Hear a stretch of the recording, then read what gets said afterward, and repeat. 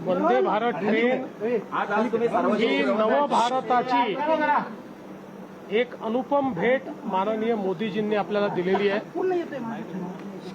जगातल्या विकसित राष्ट्रांमध्ये जशा ट्रेन आहेत तशा प्रकारची ही वंदे भारत ट्रेन आहे आणि आज मी याच ट्रेननी मुंबईवरनं साईनगर शिर्डीला आलो। अतिशय उत्तम प्रवास झाला, खूप चांगला अनुभव होता। अनेक लोकांची भेटी झाल्या, रस्त्यामध्ये फाईलचं काम देखील करता आलं, त्यामुळे मला आजचा प्रवास अत्यंत लाभदायी वाटला। तुम्ही अनेक आव्हान करतायत मात्र स्वतः देखील त्याचं अनुकरण करतायत, काय वाटतं तुम्हाला सगळ्यांना? असं आहे की जेवढं अनुकरण करता येईल तेवढं प्रत्येकाने केलं पाहिजे। माझाही हा प्रयत्न आहे की जिथे जिथे शक्य आहे त्या ठिकाणी आपण माननीय प्रधानमंत्री मोदयांनी जे काही आव्हान केलं आहे त्या आव्हानानुरूप आपण काम करावं, कारण आपण केलं तर लोकांना देखील करण्याची एक इच्छा तयार होते।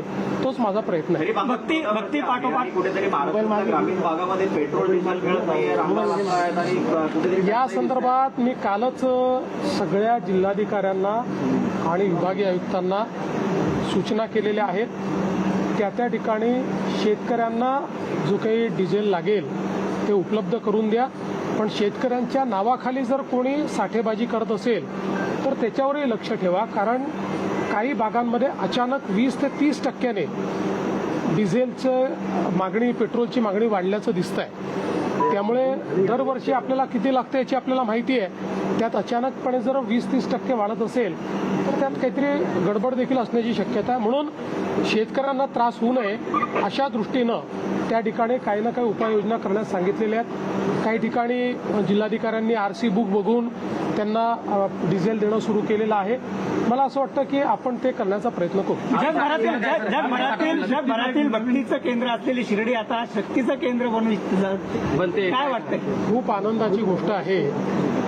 बघा, भक्ती आणि शक्ती आपल्या भारतीय अध्यात्मामध्ये एकत्रितच आहे आणि आपण सगळे भक्ती आणि शक्तीचे उपासक आहोत। त्यामुळे शांतता तेच प्रस्थापित करू शकतात जे शक्तिमान असतात।